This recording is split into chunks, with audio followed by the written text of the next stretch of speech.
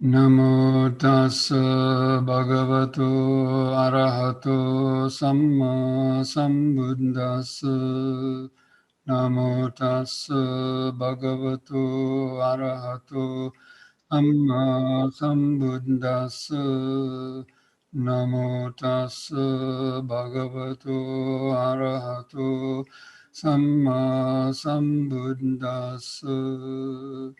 Buddhang saranang gacchami, Dhammang saranang gacchami, Sanghang saranang gacchami, Dutiyampi Buddhang saranang gacchami, Dutiyampi Dhammang saranang gacchami, Dutiyampi Sanghang Saranang Gacchami, Tatiyampi Buddhang Saranang Gacchami, Tatiyampi Dhammang Saranang Gacchami, Tatiyampi Sanghang Saranang Gacchami.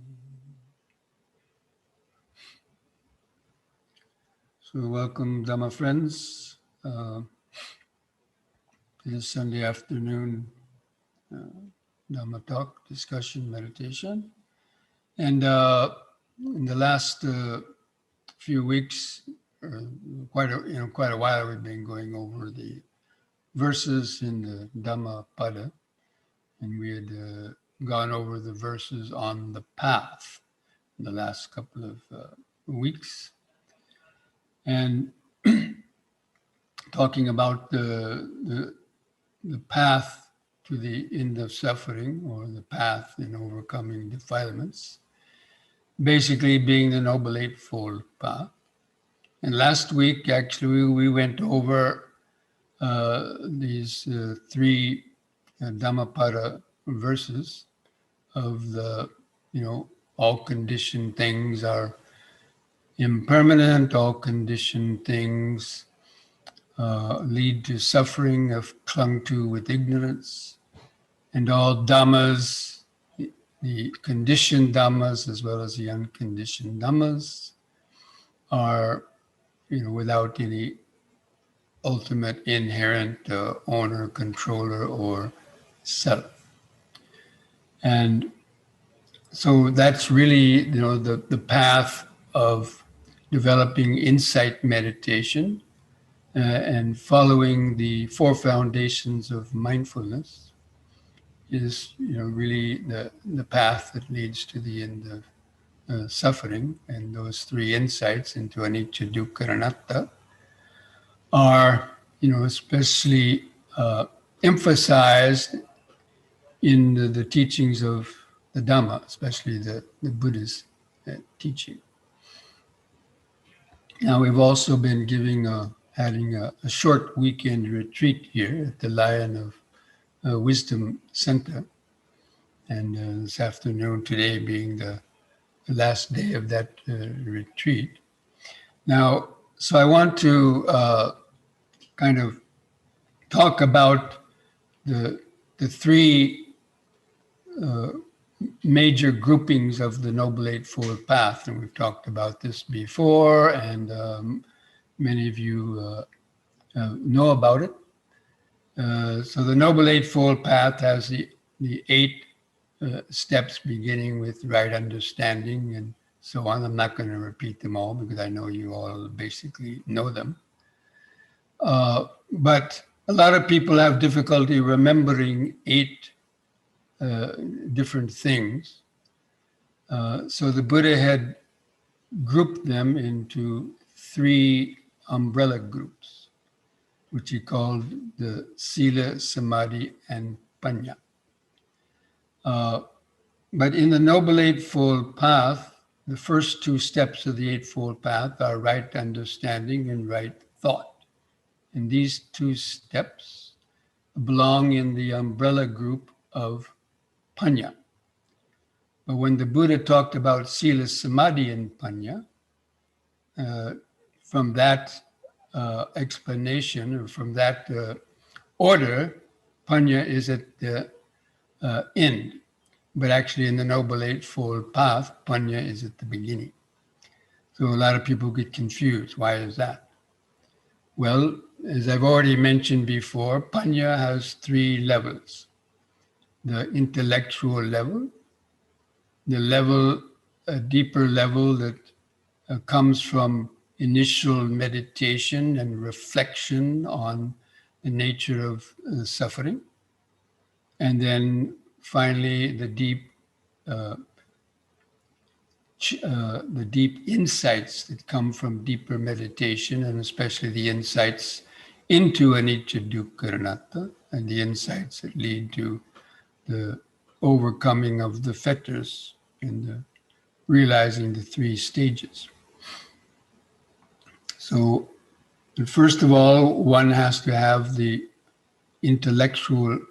If somebody's never heard of the Dhamma before, then first most people learn it by hearing some lectures or reading books, and that stimulates their interest because, wow, I never heard this before, and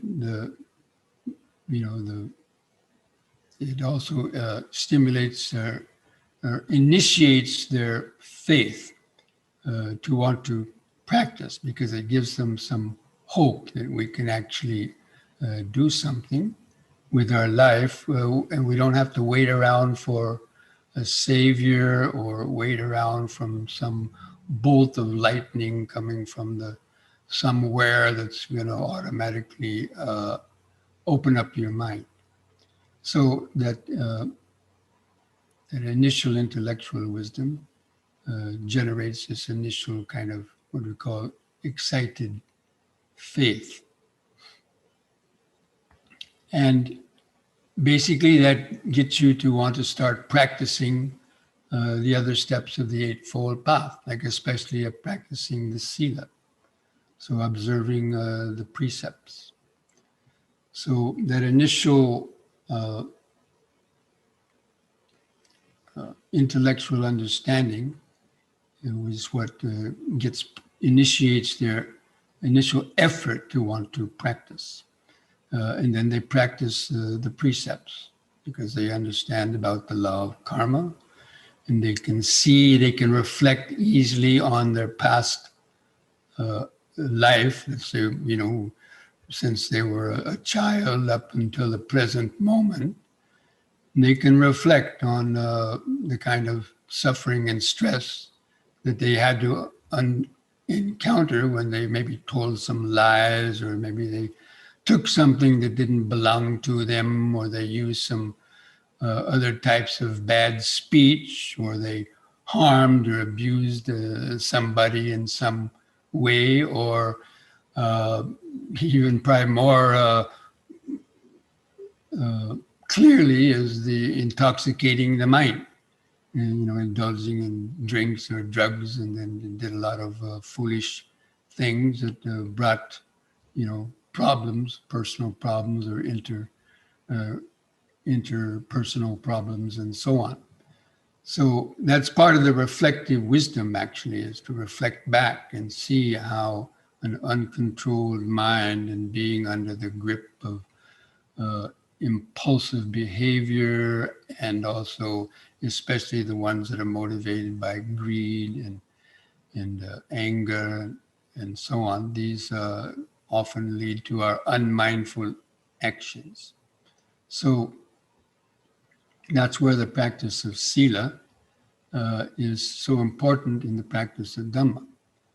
So many people want to practice meditation these days, and when they go to meditate, of course, they have a lot of hindrances, and most people, it takes them a long time to gain concentration or to calm their minds down, their excessive thinking minds and worrying. So a lot of our thinking is about worrying and anxiety and having remorse, or fear, worrying about not getting what you want and getting what you don't want, and so on.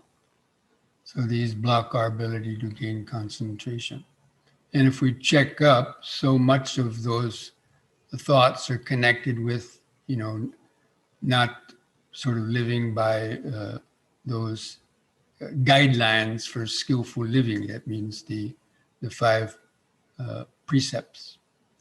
So that's why the practice of sila is considered the foundation for even the practice of gaining samadhi and panya.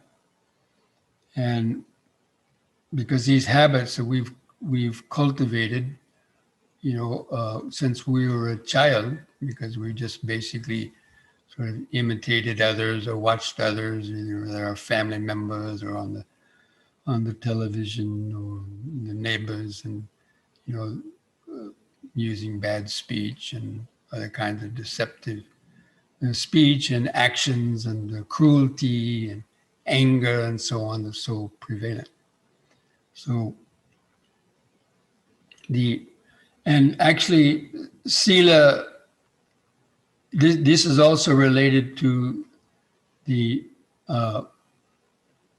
the various types of suffering that we have: physical suffering, the mental suffering, and the sort of spiritual level of suffering. And so sila prevents a lot of the heavy type of physical suffering that comes to us, as well as the mental suffering. But it's like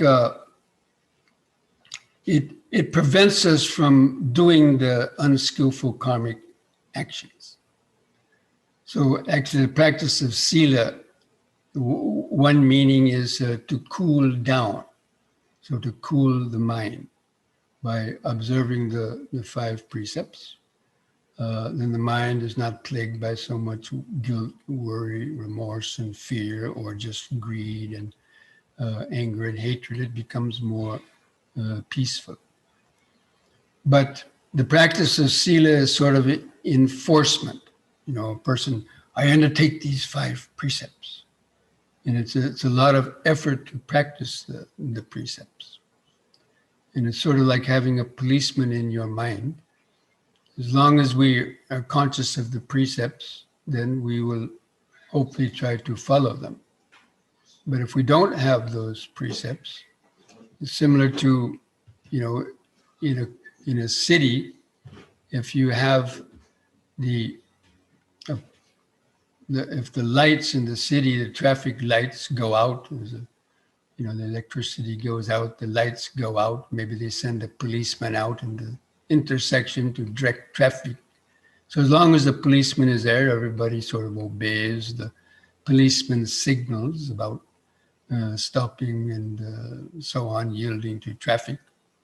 But when that policeman goes out for lunch and there's no one there to direct the traffic, then everybody then starts driving aggressively again, maybe, cutting people off, illegal turns, running red lights, and so on. So, but the sila basically is an enforced behavior. And, but it prevents the gross types of actions that bring the heaviest types of suffering. But the problem is, it's difficult even to practice sila if you don't have some level of mindfulness. If you don't have some type of way to control your thoughts. And so sila basically prevents the actions, but it doesn't really get deeper into the mind. So let's say you had an urge to tell a lie, but at the last minute you thought, well, took the precept about not telling lies. And so you kind of force yourself not to tell the lie, but still you might have liked to tell the lie. Because you see how so many people are doing it and then seem to get away with it and so on. You say, well, what's the big deal? Tell a little white lie or something. So anyway, that sila helps you to abandon, to practice the right effort in abandoning those unwholesome states, and cultivating the wholesome states. But again, the practice of sila is not enough, because sometime or another we're going to slip up and break one of those precepts, and then have to suffer the guilt, worry, remorse, or fear that comes with that. And that's why the practice of samadhi is important. And let me just go back a moment. So the actual umbrella group of sila includes right speech and right action, and also the right livelihood, because these are the way that we really create most of our karma in the daily life, even at a person's job and so on, and depending on what kind of a livelihood or job that you have, it might incur some deceitful practice or unhonest type of practice, or outright, telling lies or producing things that harm others. So all of these things would help to, on a subtle way, agitate the mind, at least, in the unconscious level, that would then come out as restlessness and so on when you try to meditate. So the samadhi, the group of samadhi, includes right mindfulness and right concentration, and right effort also. Right effort, actually effort is usually stated first, right effort, right mindfulness, and right concentration. These belong to the umbrella group of samadhi. So it's only through practicing and we'll just call it basically meditation. So all those three are the ingredients of meditation. So you make the effort to meditate, to abandon laziness, get up in the morning, to make the effort to meditate, and practice the M&Ms and so on that I will mention shortly, and make the effort basically to practice the Dhamma, to develop right understanding and so on. So as you develop mindfulness, but especially the right mindfulness and concentration, mindfulness is really the key. And because we break the precepts because we're unmindful. And so we slip up, and we use some bad speech or do other things. So the mindfulness is the remembering the present moment, and being able to notice that urge to want to do something, and to notice the intention that's behind your different actions, or even your thoughts. You can have an intention to think some negative thought, and you can understand that, that's an unskillful mental intention, and to abandon that, and to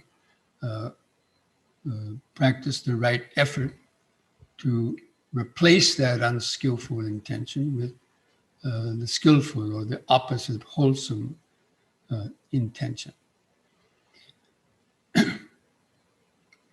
And as you practice mindfulness, gradually you gain concentration. Now, again, this comes to the point that a lot of people think mindfulness and concentration are different practices. Now, it could be, but it's not really, I don't think, the way the Buddha intended it. If we really examine the teachings, that the practice of mindfulness itself leads to the concentration. Because if you're mindful of your errant thoughts, and you're mindful of being able to relax around the pain, the hindrances, for example, if you're mindful of the hindrances, and then apply the right effort to weaken those hindrances, then you'll be able to remain on your topic of meditation, for example, the breathing. And so you don't really have to concentrate. You simply have to let go of the hindrance that's preventing concentration. Again, this comes back to the Buddha's idea about, the Buddha's Four Noble Truths. It focuses on suffering. It doesn't immediately mention happiness, because if you understand the cause of suffering and remove the cause of suffering, you'll automatically be happy, and you don't have to try to be happy. All you have to do is try to remove the causes of unhappiness. So in the same way, you don't have to try to concentrate. You have to remove the blockages to concentration, which are the 5 hindrances. And you only can do that by being mindful and by applying the right effort to overcome those hindrances. So that's why the practice of mindfulness is always mentioned before the concentration, because it leads to the concentration. Because that's the definition of the first jhana, is when the 5 hindrances have been suppressed. That's the hallmark of the first jhana. And then the mind is fixed on its meditation object. It has the vitakka and the vichara, the applied and sustained thought. That's not being interrupted by the hindrances. And it has the piti and the sukha and the one-pointedness. So the mindfulness itself leads to the concentration. But some people can practice mindfulness and maybe not, reach a deeper level of concentration. But again, it all depends on their ability to overcome the hindrances sooner and sooner, and to keep returning back to one's object of concentration, which is the breathing, or as I normally suggest, the body, the breathing body, and the flow of awareness. So the practice of concentration also then it suppresses those thoughts, or it overcomes those thoughts that would even want you to break the precepts. Because just by practicing the precepts, you might be successfully to forcibly force yourself not to break any of the precepts. But the desire to do it may still be there. Such as if you're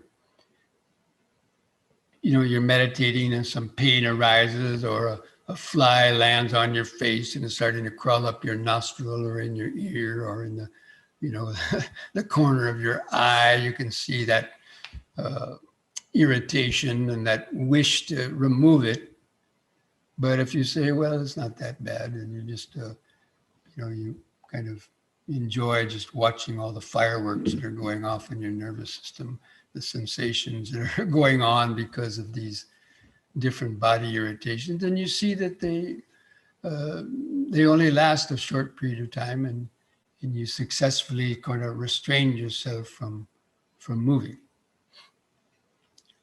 And then that would bring joy in your mind that you actually didn't give in to some little itch or some irritation, that you were able to sit through it.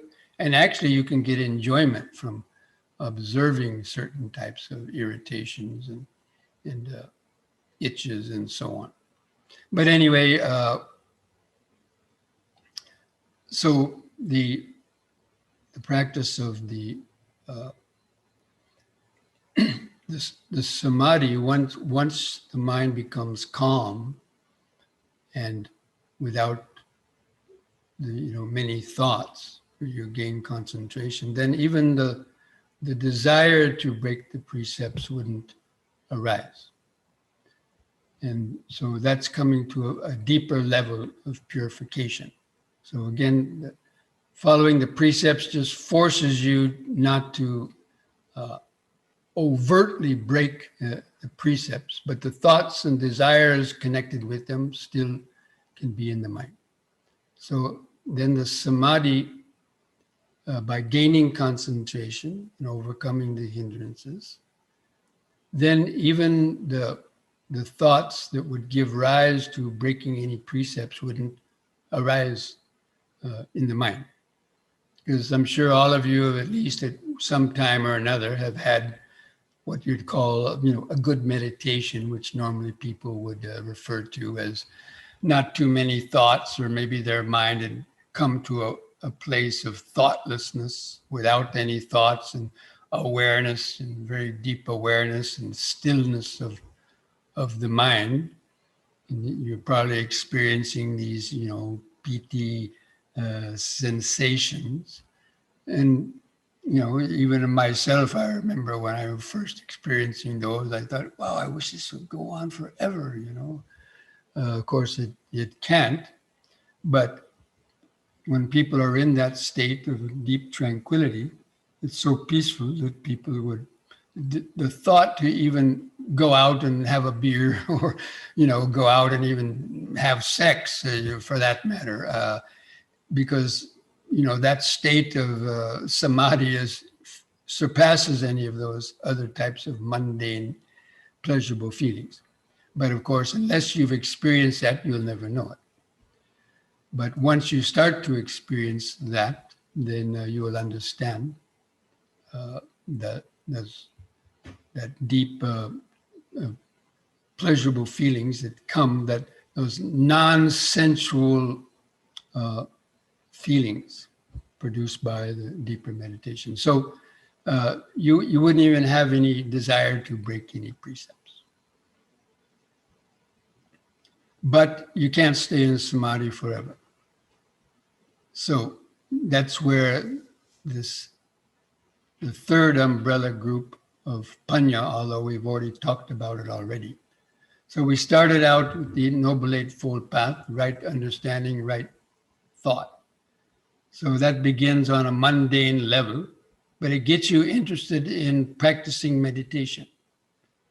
So then and it gets you interested in practicing sila, because everybody is saying, oh yes, you have to practice the precepts in order to be able to achieve deeper levels of meditation. So you start practicing the precepts, and as you practice the precepts, you gain concentration. That means your mindfulness and concentration improves, and that then you get insights from that. And so from the concentration, you get deeper insights. And this is where that wisdom, it goes back to the beginning of the Eightfold Path, to right understanding and right thought. So your right understanding deepens with whatever meditation insights you get. That goes back and strengthens that first path factor of right understanding, and deepens your right thought also. And because of that, it helps you to see where you can close the loopholes in some of your sila.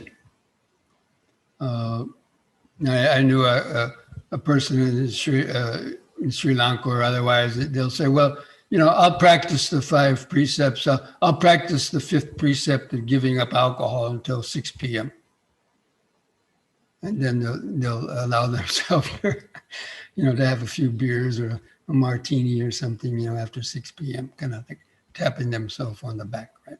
Okay, well, people may do that, and but it's like a loophole, right? And there's other loopholes that people can create, through the practice of sila. So, but when you gain deeper wisdom, you see how even those do affect the mind, So you can close some of those loopholes. And then as you do that, you notice that your concentration improves. And because of the concentration improving, you get deeper insights into anicca, dukkha, and anatta that strengthens that right understanding, until that understanding then becomes the deeper level that comes from the meditation. And the difference between the concentration and the wisdom, I always like to give the little example of a jack-in-the-box. So if you have that toy, the jack-in-the-box, a tin box with a clown head on it. Some people say it's a devil's head, but let's say it's a clown head, the one you see in the fast food places, jack-in-the-box, right? Anyway, when you push the head down into the box, because there's a spring on it, you push the head. The head represents me, I, me, and mine, and all the defilements of greed, hatred, and delusion that accompany I, me, and mine. So that's what the head represents. So when you meditate, you temporarily push the head down in the box, and the force of the concentration, or that one-pointed concentration, keeps that head down in the box. So you attain the jhana factors and you feel nice and peaceful. But when you come out of that meditation, because most people cannot sustain that meditation most of the time, outside of meditation, the head comes back up, and with it, most of the defilements. So even concentration itself is only a temporary reprieve from those defilements, because it just pushes the spring down. It says, I'm gonna, just put the tongue up on the top of your mouth, like the Buddha suggests in the fifth step of the Vitakka Santana Sutta, dealing with distracting thoughts. If all those other reflections about the hindrances that don't work, you just press your tongue against the roof and kind of just force down those thoughts. So sometimes that may work, but again, it's like just pushing the head of the jack in the box down. If you meditate without the wisdom, so just the practice of concentration without going on to develop insight into anicca, dukkha, and especially anatta, has that effect. And that's why the wisdom, which is usually connected with vipassana meditation. So normally when we're talking about wisdom, we're talking about the wisdom of seeing, directly perceiving anicca, dukkha, and anatta within our the consciousness and our mental activities. So it's like when you develop wisdom, that means developing a very subtle awareness, and you're seeing how the five aggregates are arising and vanishing very quickly, and how they're interconnected, and also the six senses, and you're seeing how quickly the mental process works. And you can see the intentions arise, and you can speed up the process of noticing the arising and vanishing until you interrupt that conditioned mind process. Anyway, so the developing insight is like taking a pair of wire cutters and going down into the bottom of the jack in the box and cutting the spring 1/4 in half. Or when the jack in the box comes out, you might then take a wire cutter and cut 25% of the wire away. And then when you push it back down, the next time it comes up with only 75% of its previous power. That's still a lot, but still, it's something, right? And then with each stage of entering the stream, once returning, never returning, it's like cutting another 25% of the wire in half. So that finally, when one completely destroys or overcomes the 10 fetters and reaches that final stage of liberation, then it's like cutting through that last piece of wire, that last thread which is hanging on, which is the last remnants, the last gasp of I, me, or mine. It cuts through that. And then when you take the lid off the jack in the box again, the head doesn't come out. So that's just an analogy to kind of show what is the kind of the difference between developing concentration, but not going on to develop wisdom. Developing concentration just to get some peace of mind, just to feel those piti sensations and kind of hang out in that deep tranquility, but without going on to develop insight. So that is how those three levels of sila, samadhi, and panya keep going around. The practice of sila helps to gain concentration. The concentration, that stillness that comes from the concentration, allows you to see more deeply into the mind, and allows you to see the process of impermanence, suffering, and no self. And because of that, your wisdom increases, and it helps you to practice sila even better. And that helps the concentration, and that helps to deepen wisdom. So they keep on going around like that. So that's the way we have to try to see the practice of, in our daily life, and how those work, how the practice of sila will help you to, when you come home in the evening, to sit down, and because you haven't done anything harmful or, to anybody else, you sit down without having to worry about, I told a lie on my form, or I cheated on an income tax, or I, called my colleague, stupid or something, And so these are the kind of things that upset the mind, and that you'll think about in the meditation in the evening. So therefore, by practicing sila, hopefully when you sit down to meditate, you can reflect, today I haven't hurt a fly. I haven't hurt a fly. Now, I'll tell you a story. Now we're renovating some buildings in our meditation center. I think a lot of you have already know about it. Renovating a whole horse stable. So when we started this, or about a month ago, a swallow, there's some swallows, these are birds, right? They went in, and we had made a new roof with some nice big rafters. And a swallow started making a nest on one of the rafters up near the ceiling bolts. And I saw that, but I didn't, think too much about it, think about the consequences. And because I wasn't really working up there at that point, I'd finished the roof, and now we were working on the floors and the walls and so on. So these birds are flying in and out, and, they were kind of a nuisance and so on. But then, he was building a nest, right? So you know what that means. That means he will lay eggs. And so then a week or two ago, I thought, I saw that bird sitting up, and I said, I think they really must have laid some eggs, because these birds are sitting in that nest, And so one of the people here, Prashant, who you all know, he helps with the Zoom programs, he put his camera up on the top and was able to get the camera lens to go into the nest, and took a photo, and there was 2 eggs in the photo. And so now, I was going to get ready to seal up the ceiling, but now these birds are in there with the 2 eggs and the potential chicks.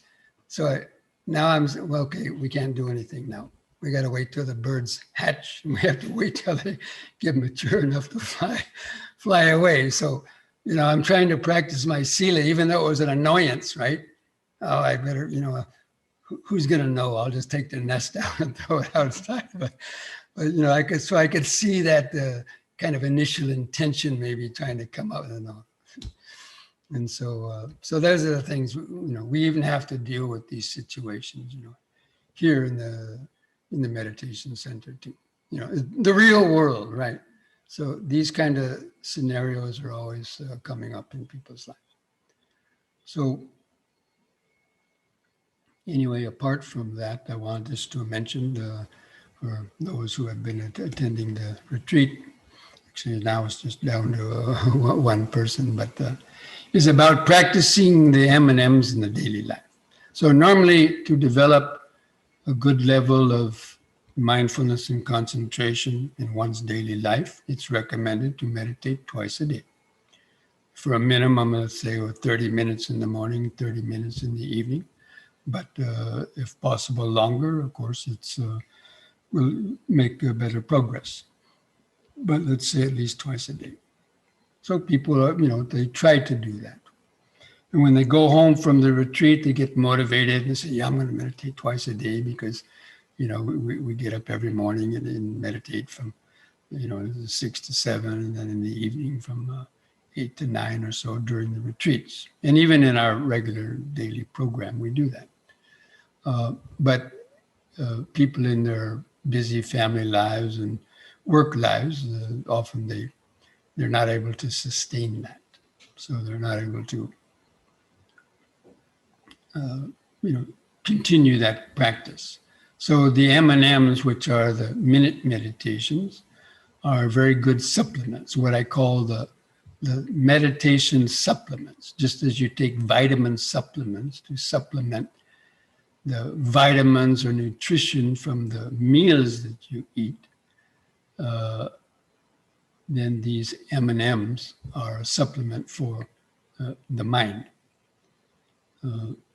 And the daily meditation is food for the mind, just as you eat food for the body. Meditation, that means wisdom, concentration, and wisdom is the food for the mind, to make the mind stronger. But if we can't, eat that good food every day, we, miss the meditations, but just as a supplement, the M&M. So that's a practice where you train yourself to stop every hour on the hour, or at least somewhere in that range, and just come to the present moment, to let go of that push to the future and bring your attention to the body, and take a deep, slow breath, and just kind of let go of that push to the future, and just try to keep your mind focused in the body, feel some sensations, and just come back to remembering, yes, sitting, breathing in, sitting, breathing out, sitting, or standing. Actually, the best time to do it is while you're standing.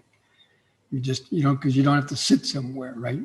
So even standing in line in the supermarket, instead of looking around and getting upset because somebody's got too many baskets in front of you, or the cashier, their little tape machine has been broken, and you're getting delayed. You can notice that irritation. Then you start looking over to the People's Magazine on the rack, and you see a headline, Elvis Presley was reborn somewhere. So easily we get distracted, right? So we take these short times to just to let go of that outward focus and bring the attention to the body. Try to feel some subtle sensations, and especially practicing deep, slow breathing. Because just learning to take a deep, slow breath and hold the air in the lungs for 3 or 4 seconds, it's a very pleasant feeling. Once you kind of do it a few times, and you let the breath out, and you feel that relaxation, and kind of just rests the mind in the present moment for those few moments. And you can take a few of those, and you get whatever stress or agitation that you might have had quickly evaporate. So like that, if you try to practice that every hour, and that way you release the stress hour by hour rather than accumulating it hour by hour, which is what the average person does. They go through having all kinds of different incidences during the day, and that accumulates because they don't let go of it. And so then they take it out on their family members or others by being agitated. They have to stop and get a couple of drinks to relax their stress. So practicing those M&Ms will help you that when you go home, and you in doing those M&Ms during the day, you can practice forgiveness. Anybody that does something to you during the day, you can forgive them, or forgive yourself if you did something unmindful. You can forgive yourself. Okay, I said this rough speech, or I did some, negative body language. Maybe somebody said something to you, and you kind of, did some kind of smirk, and that person reacts, and this is all part of the karmic interreactions, right? And so we do those things very unconsciously, but practicing the M&Ms hopefully will help you to minimize But if you do something, you acknowledge it. You try to be more mindful next time. So really the practice of the M&Ms is one of the most powerful practices of the Dhamma in daily life, because that's really where the rubber meets the road. It's in the office, or it's out in the street. Somebody cut you off on the road, or, these road rage things going on, and so many other things. It's out there, not in your nice, cozy house or your meditation room. Sure, you maybe create some karma, but it's out there in the world in your daily encounters with other people and situations and unexpected news that you get, kind of excited, or triggers off things. That's when we have to really have our mindfulness there to stop and, okay, don't get excited. This has happened. Okay, maybe it'll be all right. And calmly go about doing what you need to do, rather than, getting too excited that, it causes unnecessary stress. So this is my advice to you as you leave the retreat, as you go home to continue your practice in the daily life. And for those of you who are out there in Zoom land also, then you can also, I know a lot of you already do this, but I've asked people like, some of my long-term friends, Dhamma friends, and people who've been coming to retreats for many, many years, I might see them after a year and say, oh, you practicing M&M? Once in a while, once a day. Well, okay, so, even people who've been practicing a long time, even though M&M should be the easiest way to practice Dhamma, still people will forget about it. But once they do it, they realize, this is something I should do, because the effect is almost instant. By just pausing, taking a deep, slow breath, just letting go of that neurotic push to the future, just getting in touch with that little center of quietness, the present moment awareness, if you're able to do that. Again, that's like the little mini battery charge. Now, before I forget it, actually, does anybody have any questions from that? Does anybody have any? I don't see anything come up in the chat room, but if anybody has any questions they just want to ask from the talk, and until those questions come up, okay. Well, can you repeat what are the, for Panya, wisdom, what are in the Noble Eightfold Path, which are the two factors? Path. Right understanding and right thought. And for Sila? Right speech, right action, and right livelihood. And samadhi, right effort, right mindfulness, right concentration. Anyway, I was going to mention, until somebody comes up with a question or not, next week I'm going to be, not next week, next week, like the next 2 weeks. 2 weeks, July 4th. There won't be a Sunday program, because next week there's supposed to be a youth retreat here, and I'll be occupied during that time without access to really Zoom or anything. And then the next week I'm going to Texas. But on Wednesday nights, we'll still have the Sutta study, and I'll be getting into the Dhammanupassana topic of the Four Noble Truths. So just mark that down for the next 2 Sundays. There won't be probably a Sunday Zoom program, and I'll include that announcement in the next mailing of our mailing list, and that hopefully will come out by Monday or Tuesday. Okay? So did you have a last question? So anybody out there have any question they would like to just ask about something I covered in the talk, or could be another question also.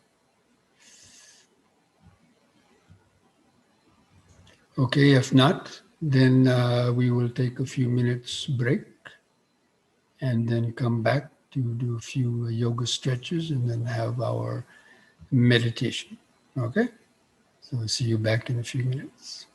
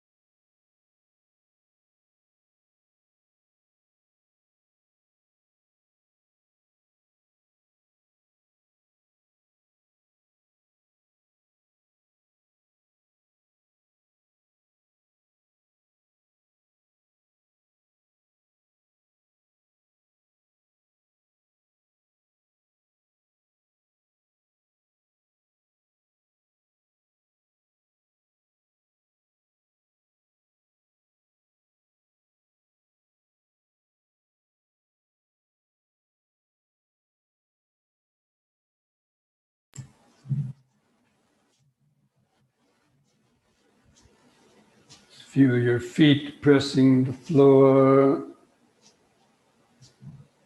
Relax the shoulders. Feel the weight of the arms and hands hanging at the side. Just mentally feel the outline of the standing body. Just close the eyes. And feel that outline of the standing body. And then begin some deep, slow breathing. Take 3 or 4 seconds to breathe in, drawing the air from the lower lung up to the top, holding the air in a few seconds, and feeling the relaxing contractions of the out breath, feeling the last bit of air go out of the lung, and the next in breath is cultivating this basic mindfulness. And breathing in, letting go of the past and future.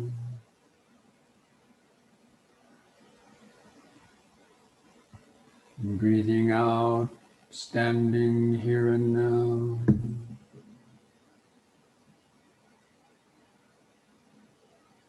And breathing in, letting go of the past and future.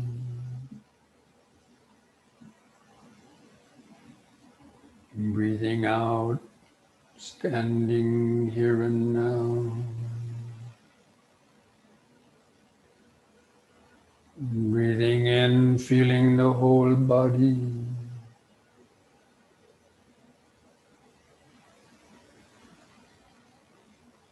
And breathing out, feeling the whole body. Now we'll combine these movements, exercises with the same breathing. With the next in breath, push up on the, or raise the arms over the head, interlock the fingers, turn the palms up, straighten the arms, stretch the head back, bend back a little bit. On the out breath, turn the palms down, touch the top of the head. And in breath, palms up, straighten the arms, stretch the head back, bend back. Out breath, touch the head. The third time, hold that upward stretch longer.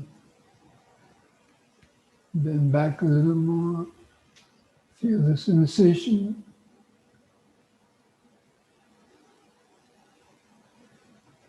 Release the fingers. Out breath, arms back to the side. Close the eyes. Feel the increased sensations in your fingers or other sensations in the body. Just remember standing.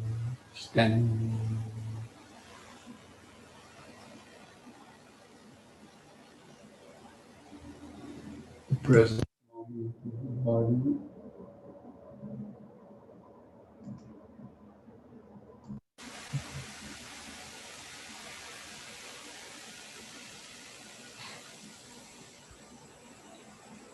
Just let your thoughts come and go in the back of the mind. Keep the breathing body, the sensation body in the front of the awareness.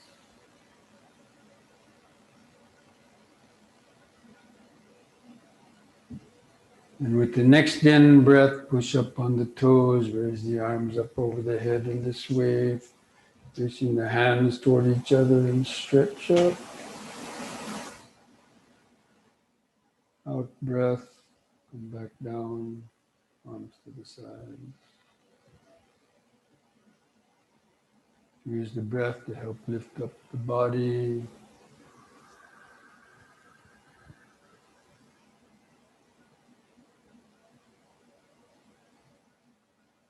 Out.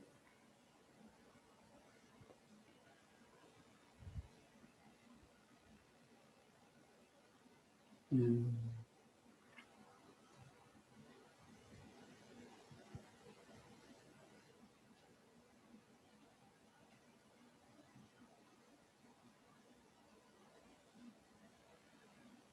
Out.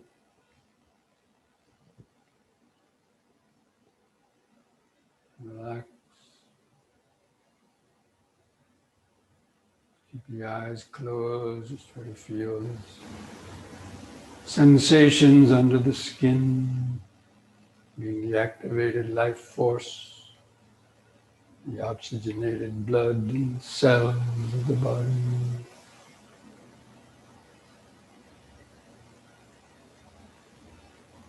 Various cellular interaction.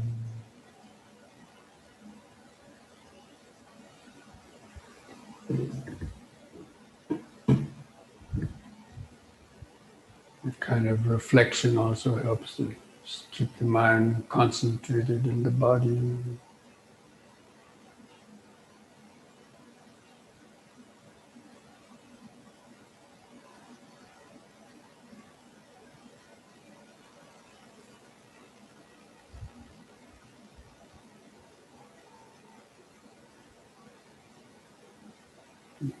Bring it closer, I guess. And next we'll do knee bending. On the in-breath, lift up on the toes, raise the arms up front. On the out-breath, bend the knees, lower down, balancing on the balls of the feet.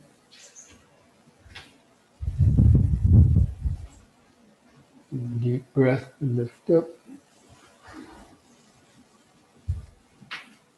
All the way up on the toes. And out-breath.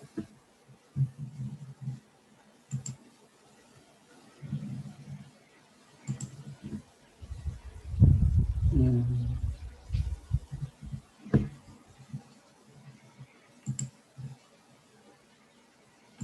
out.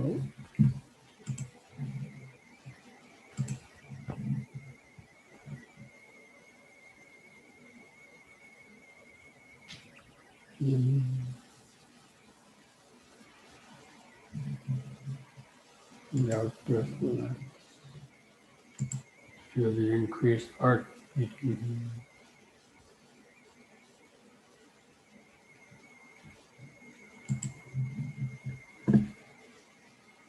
Or any other body sensation.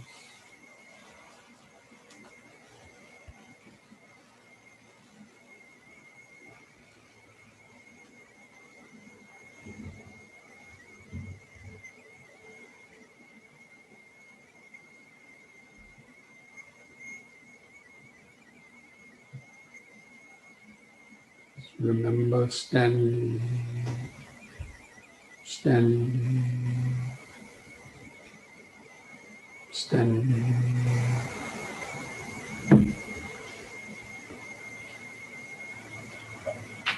And now spread the feet apart, about 3 feet. We'll do the twisting from side to side, holding the arms out. Breathe in. And the out breath, look to the right, and twist to the right. Keep your eyes focused on the hand going back. And the in breath, back to the front. Let the feet turn with the body, and then the next out breath to the left side.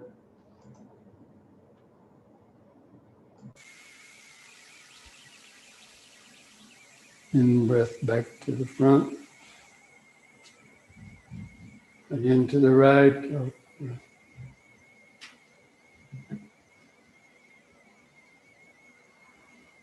In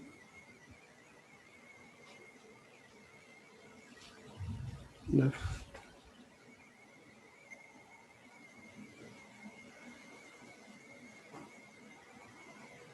Once more to each side.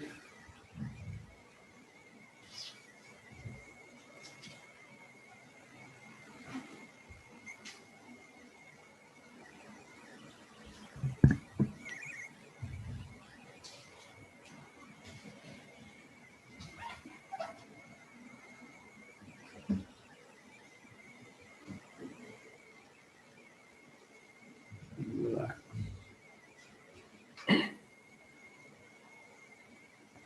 Just feel each foot pressing the floor.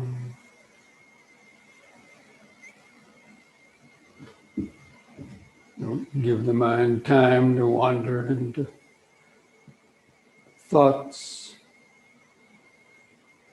Some part of the body is always available to feel.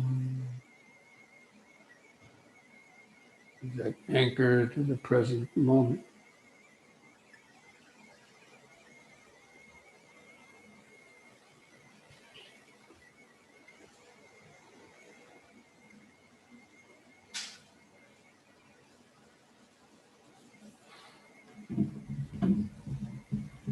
Now we'll do the forward and backward bending. Breathe in. On the out breath, bend forward. Let the hands slide down to the knees the first time. And keep the head looking out straight ahead to flatten the spine, to get the hump out of the spine. The legs straight, the arms straight. In breath, lift up. Move the hands under the buttocks for support. Let the head go back. Out breath. Bend backwards. Keep the eyes open. In breath, carefully lift up. And next out breath, bend forward. Let the hands come down below the knees. Still keep the head up. Legs straight.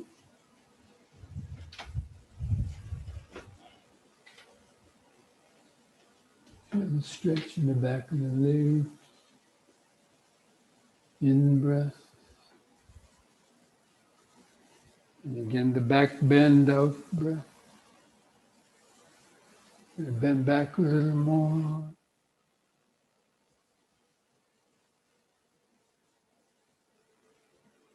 In breath, carefully lift up. And the third time, let the hands come down toward the feet as far as you can, and hold that position longer, feeling the stretch in the back of the leg.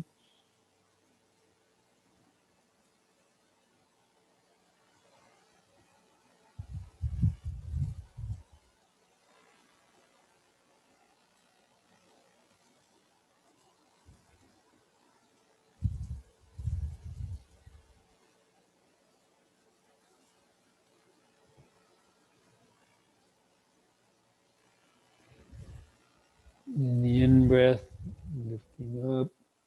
One last time, the back bend, be careful.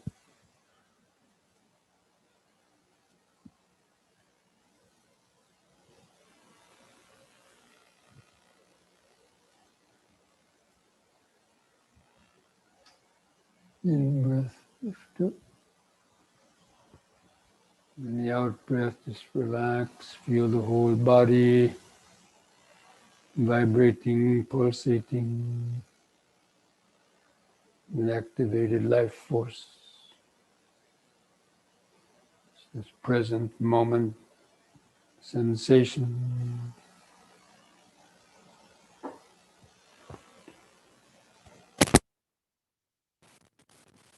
Awareness.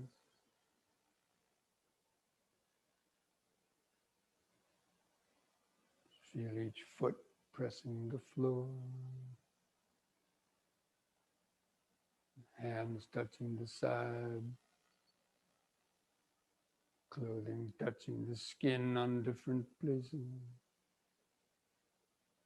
The head balanced on top.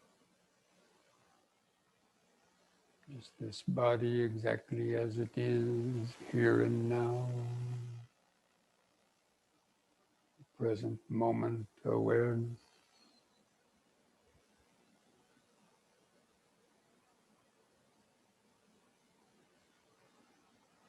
The mind's organic, natural resting place.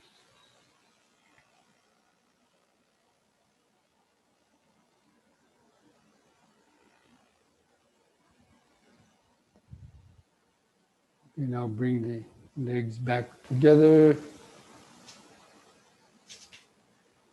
There's one last simple exercise, the head turning, and standing straight. On the in-breath, turn the head to the right and look over behind your right shoulder.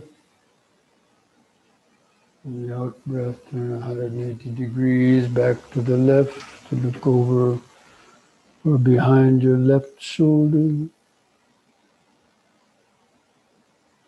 In-breath back to the right. Concentrate into the neck vertebrae. Feel or imagine you loosening up. Out breath left.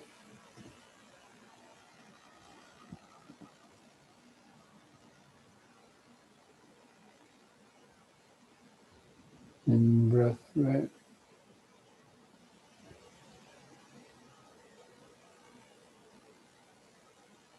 Out breath left.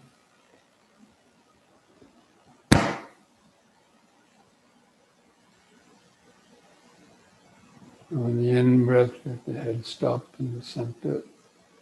And feel the whole body vibrating, pulsating. You should feel like the whole body is kind of standing on a vibrating machine. Inner vibrations of all the cellular activity.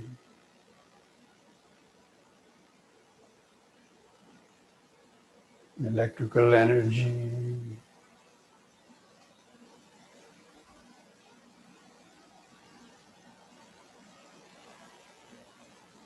Nervous system energy.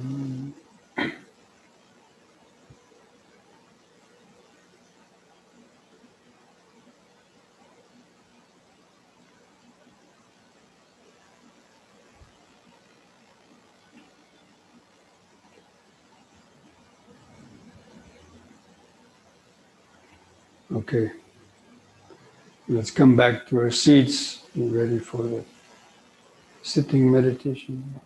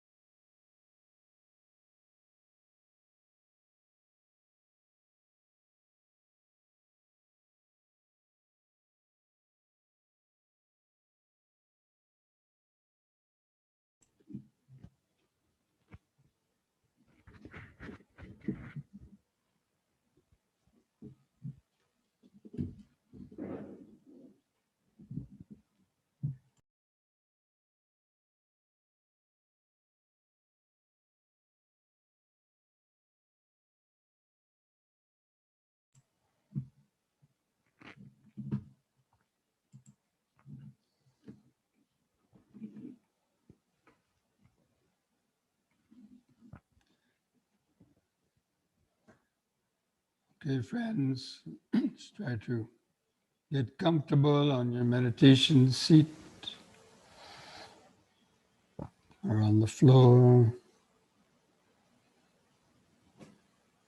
Let's try to align the spine and the back of the head in a straight line to keep the spine and nervous system in optimal alert condition.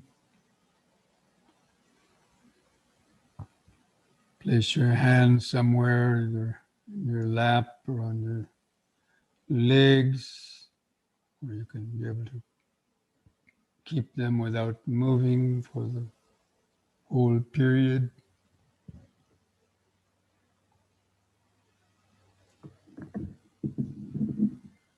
Gently close the eyes.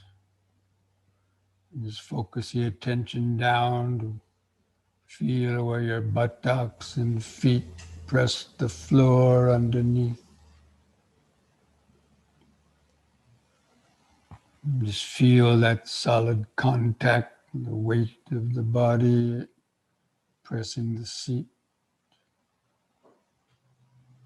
Kind of like looking down through a microscope or a magnifying glass. Just try to feel the buttocks pressing the floor, the right and left buttock.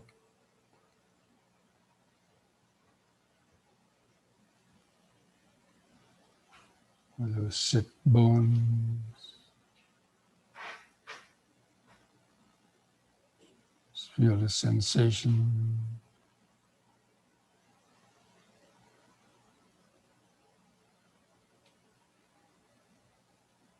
And mentally feel how the legs are bent underneath.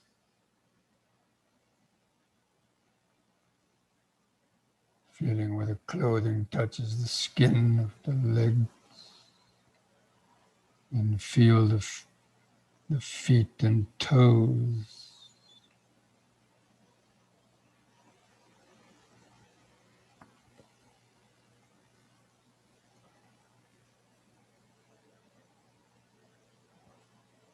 Try to feel those subtle sensations in the feet and toes, subtle pulsation, where the feet press the floor, where the toes touch together, where the legs are crossed.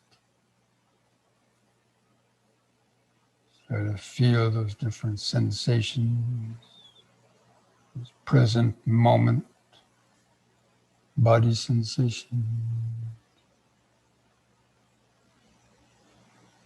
And just remind yourself this body is sitting, the present moment of the body, mindfulness of sitting.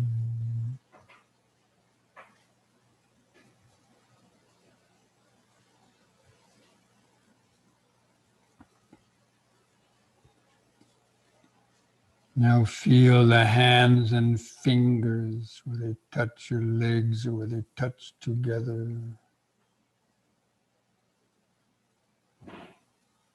Try to feel the outline of your thumbs or fingers where they touch together. Try to feel the subtle pulsations or other sensations in the hands and fingers.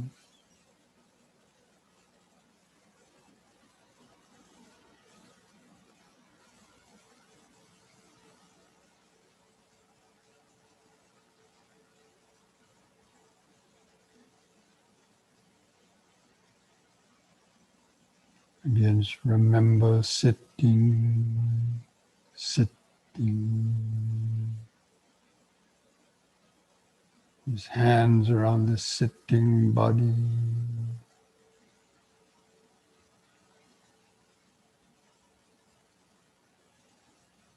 Now feel the weight of the arms hanging from the shoulders. Relax the shoulders. Feel where the clothing touches the skin of the shoulders, or arms, or chest.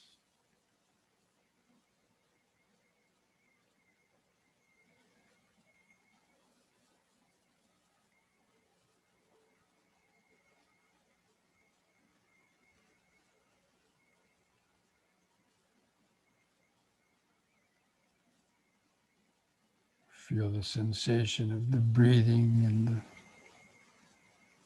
chest.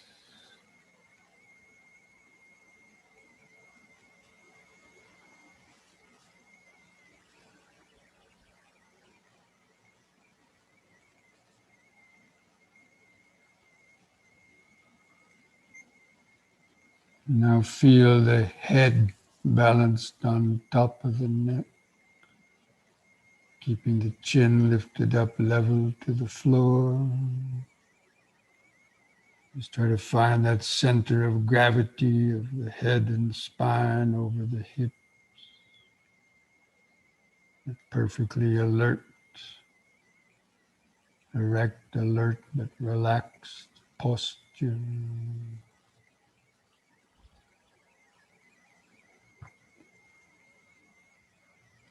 And feel the sensations on your face, the skin stretched over the face. Feel the forehead, the nose, the eyes, cheeks.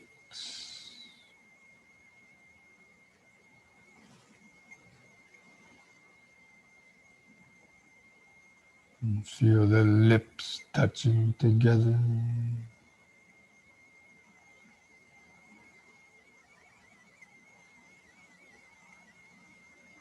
Try to feel where the upper lip touches the lower lip.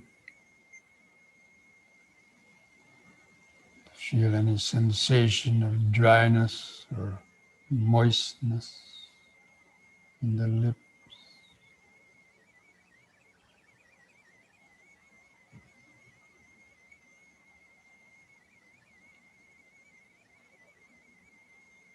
This is all about feeling the first aggregate of material vibration, these basic material vibrations of the body.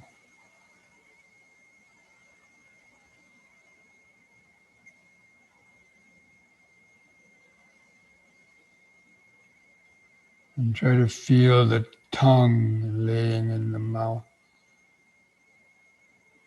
where the tongue may touch some teeth.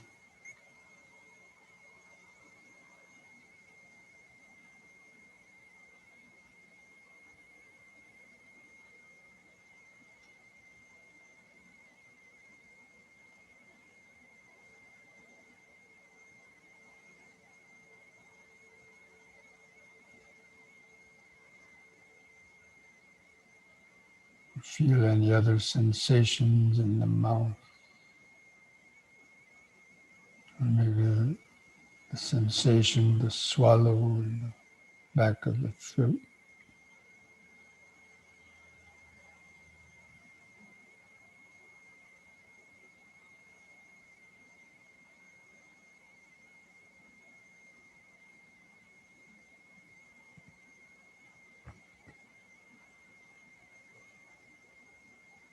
Now feel the eyes resting in the socket, and the eyelids stretched over the eyeball. Just kind of gaze on the eyeballs with the inner focus of concentration.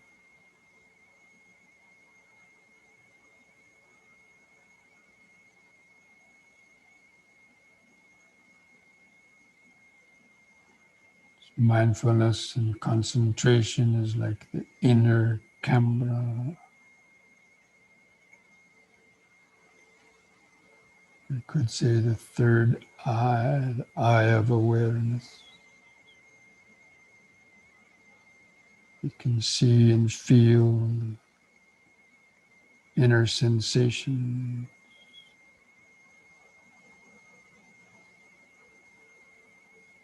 Try to feel the subtle eye movement. You might see some light or color or even a mental image. Just being stimulations of the optic nerve.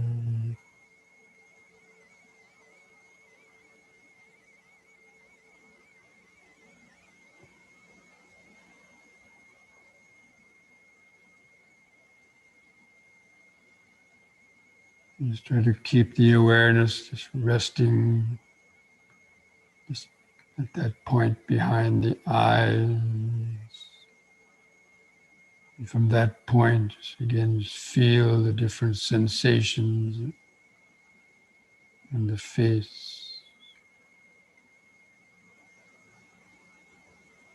as though you were kind of looking at the forehead, the nose, eyes, the lips,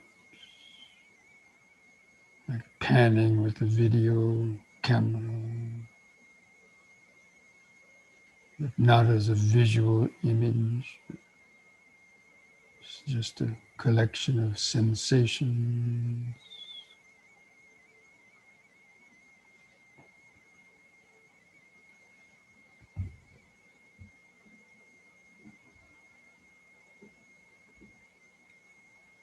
Then open that lens of the inner video camera awareness. You feel the rest of the body, the shoulders, the arms, chest, the hands, the legs, and the feet underneath.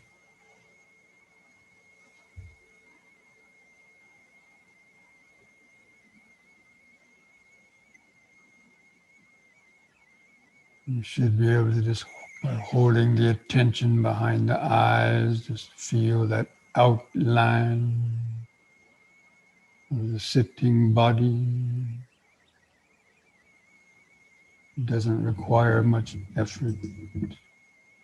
Just be relaxed and naturally just feel these different sensations.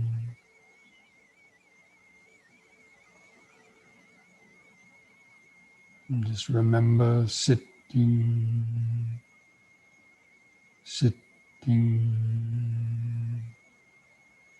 sitting. And then begin some deep, slow breathing like we did in the yoga session.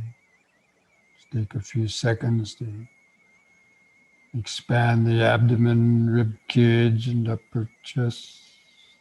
Hold the air in the lungs a few seconds.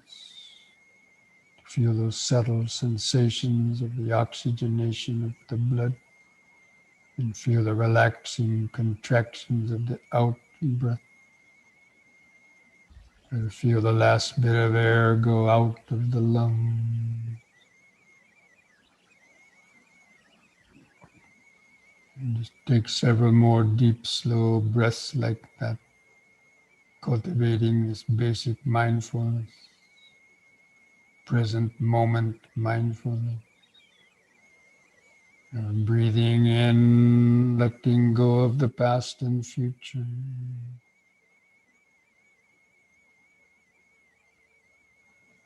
Breathing out, sitting here and now.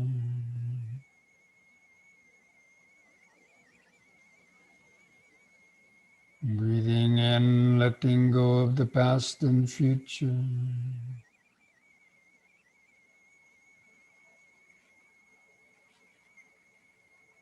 Breathing out, sitting here and now.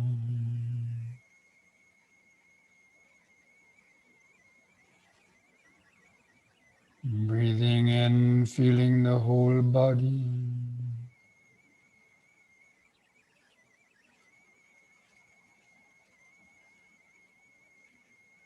Breathing out, feeling the whole body.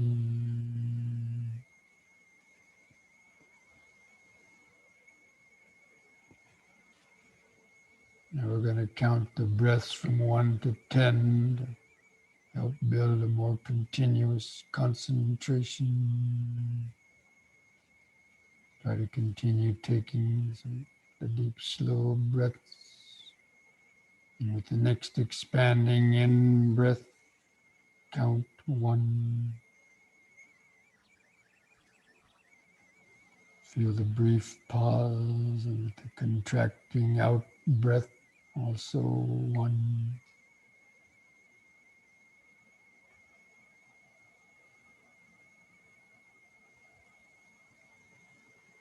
The Next, expanding in breath 2.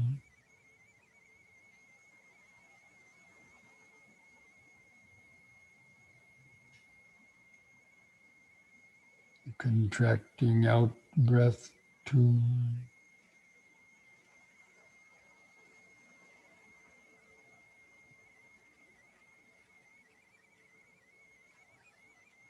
In breath 3.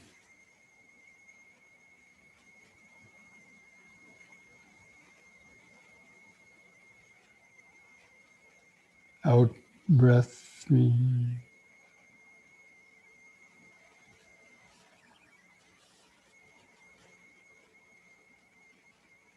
In breath 4.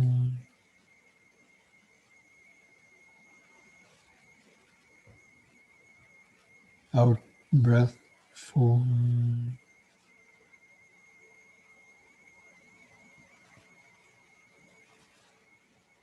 In breath 5.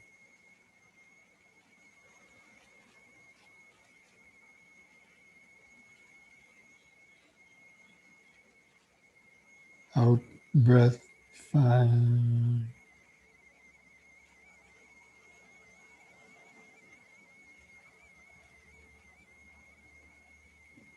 In breath 6.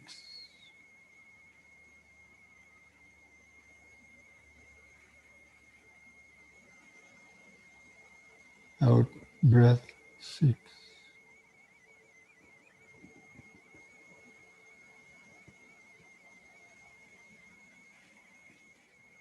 In breath 7.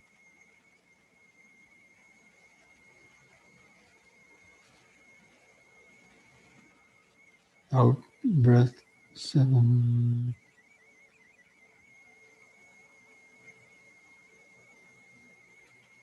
In breath 8.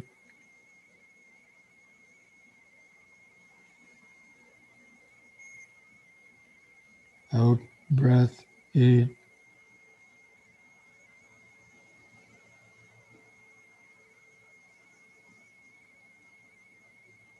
In breath 9.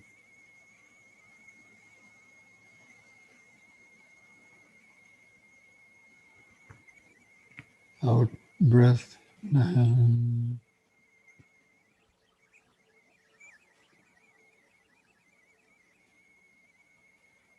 In breath 10.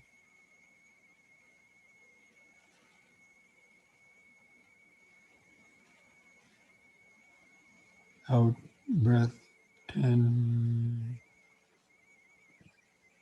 Now discontinue the counting. Let the breathing return to its uncontrolled, shorter, irregular rhythm. And continue to feel it. Keep the attention focused on the same area of the abdomen, stomach, chest. Feel the shorter, subtler, expanding, contracting sensation.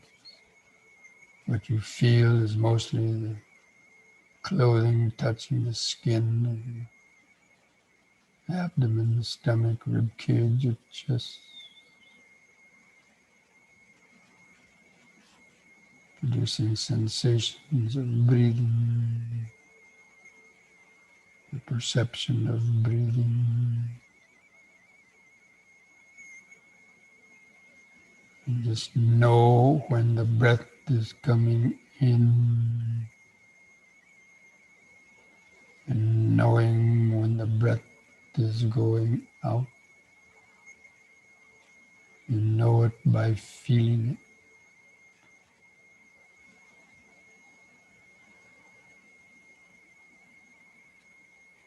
And from the perception,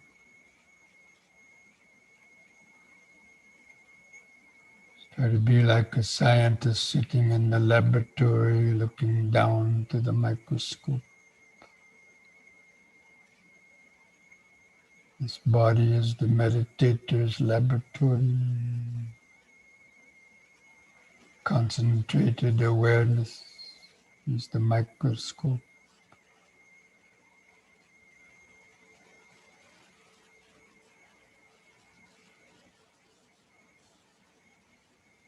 Let's try to feel the 4 phases of each breath cycle.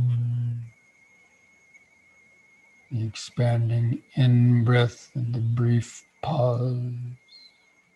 The contracting out breath and the brief pause.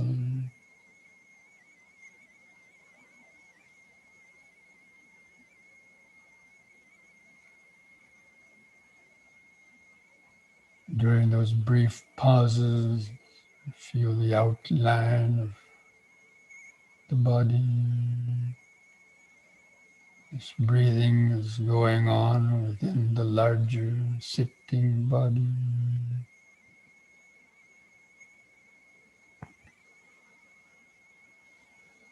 It's called contemplating the body in the body. Breathing body within the larger sitting body.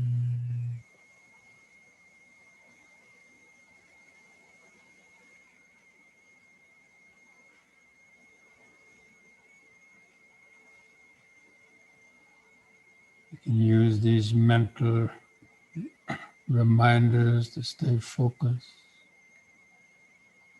Breathing in, sitting. Breathing out, sitting. It's the ongoing, continuous connection to the present moment. This body is the natural connection to the present moment awareness.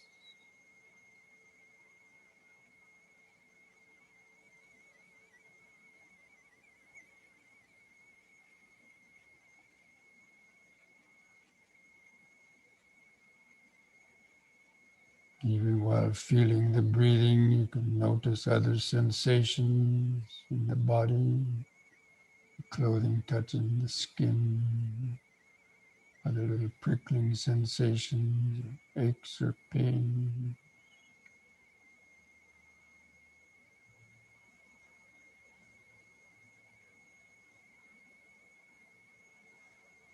There's a whole separate reality happening right there,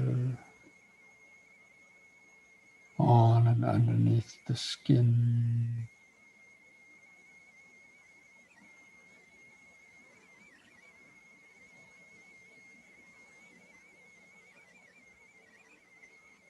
The world of sensation.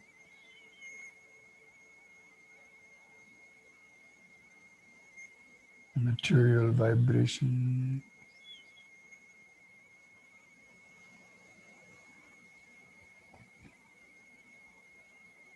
The first aggregate.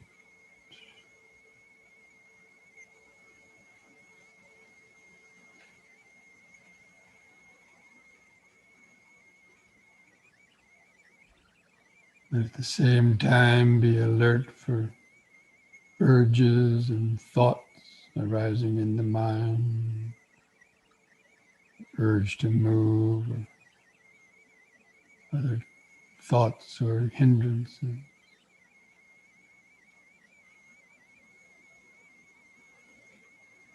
That keep pulling you away from the present moment.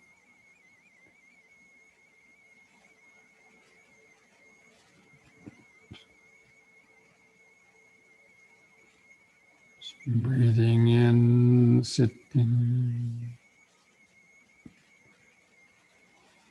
Breathing out, sitting.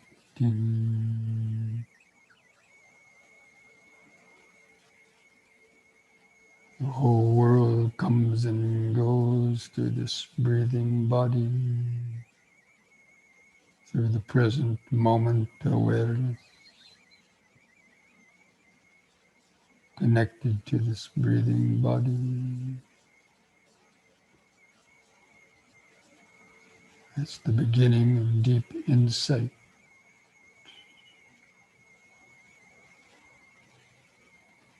direct experience.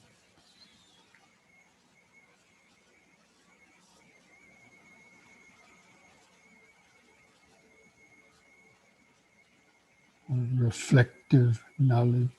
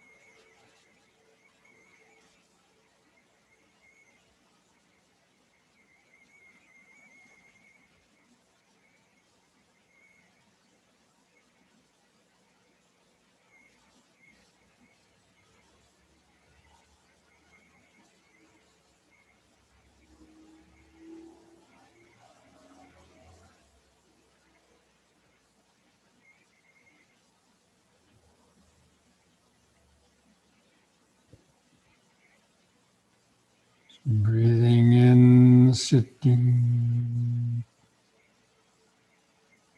Breathing out, sitting. Just keep coming back, reground, recenter in the breathing body. If it helps you to stay focused, and some more deep, slow breathing to help keep the mind grounded, awake in the body.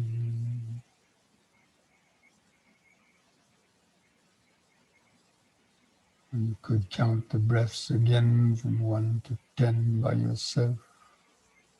It helps you to concentrate.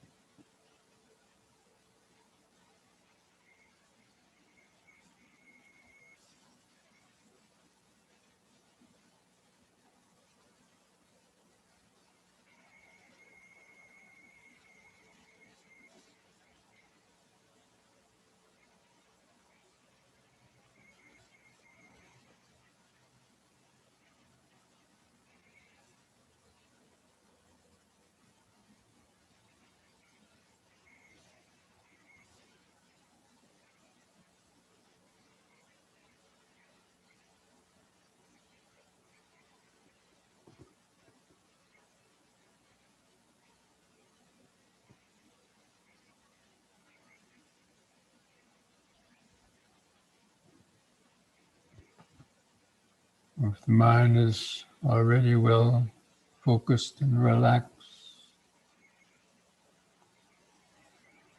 just contemplate the 5 aggregates, recognizing the different aggregates.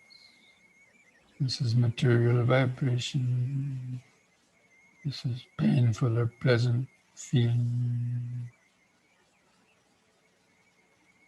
This is a perception, mental memory. This is a thought, emotion, urge, sankhara. This is the ego consciousness, the thought of I, me, or mine. It's constantly coming and going through the space of present moment awareness.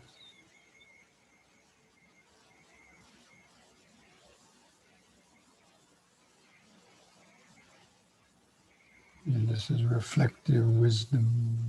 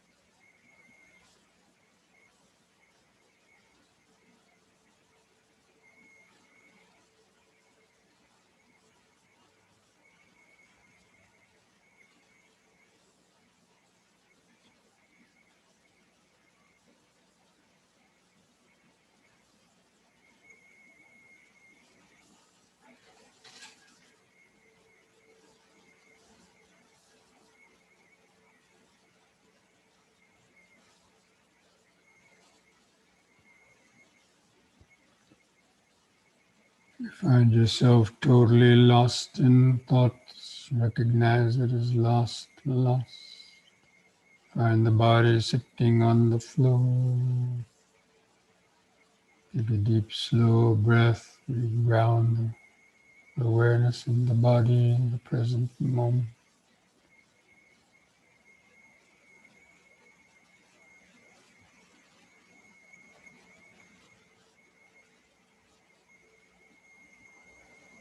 Breathing in, sitting.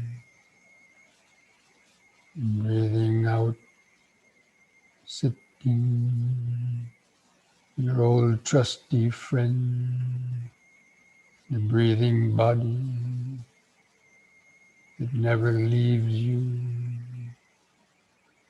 It's always there, just beneath your nose, inviting you to come home to present moment awareness. Like that bird sitting in the nest. Our mind sits in the nest of the breathing body, hatching the eggs of wisdom, insights into anicca, dukkha, anatta.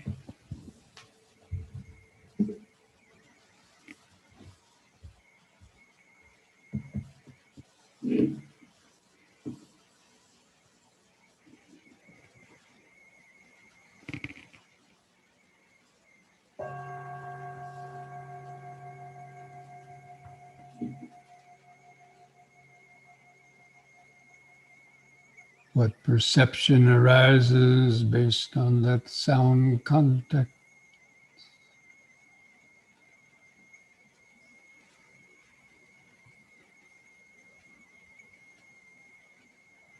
Material vibration of sound giving rise to a feeling, pleasant feeling. All the meditations over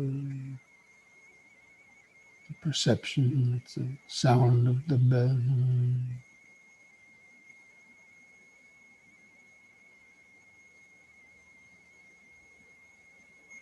Sabbe sankhara anicchati. Sabbe sankhara dukkati. Sabbe dhamma anattati. Yada panyaya pasati. Atani bindati dukkhi. Esamango visuddhiya.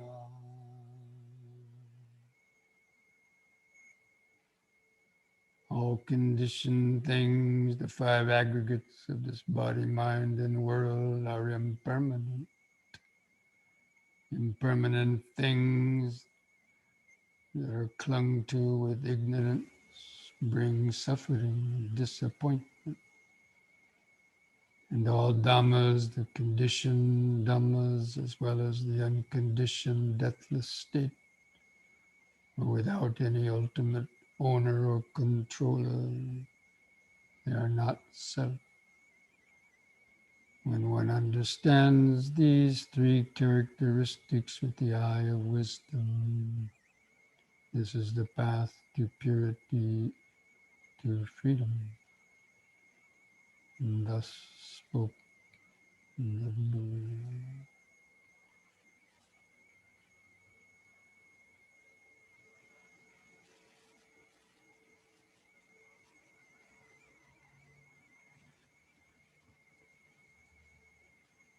Now mindfully place your hands at the edge of the knees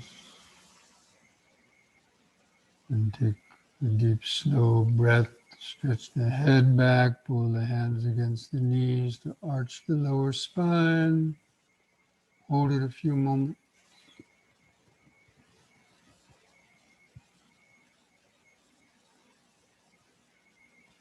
Breathe in, lift the head up, and on the out breath, press the chin to the top of the chest to stretch the neck vertebrae.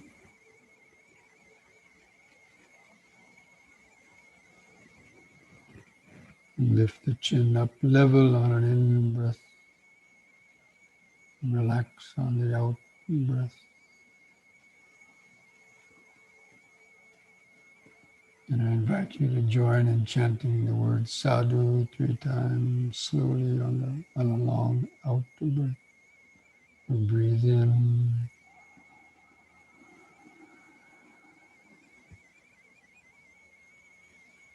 Sadhu.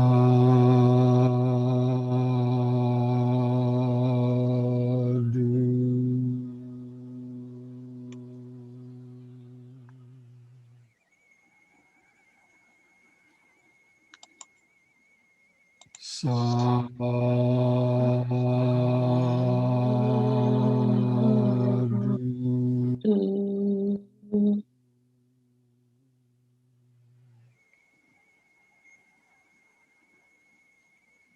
Sadhu.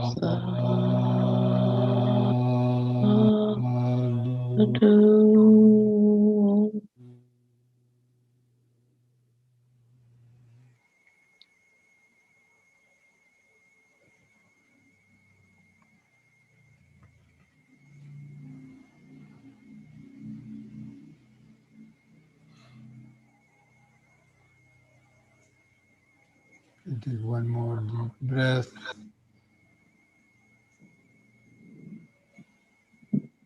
On the out breath, put a smile on your face.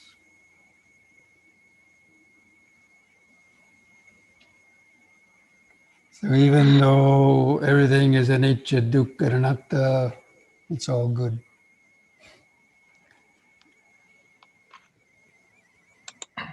Some people think, oh, anicca, dukkha, anatta is so depressing. No,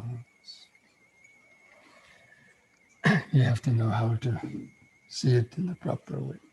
Okay, friends, so I hope that you're able to have a few moments of some tranquility and some insights. And so remember the next 2 Sundays, there probably won't be this Sunday afternoon Dhamma talk because of some other activities I have planned. But I'll still continue the Wednesday evening sutta class at 7 o'clock. If you haven't been attending those, we give a guided meditation at the end of those also. And so don't forget, mindfulness a day keeps dukkha away. That means the M&Ms, doing the M&Ms will help keep dukkha away. And a sutta a day helps keep delusions away, reminding ourselves, reinforcing our intellectual wisdom also. And most importantly, Namo Buddhaya, understanding that the present moment awareness is always right there beneath your nose. If you know how to tune into it. That means grounding in the body. Okay? So wish you all the best and see you again.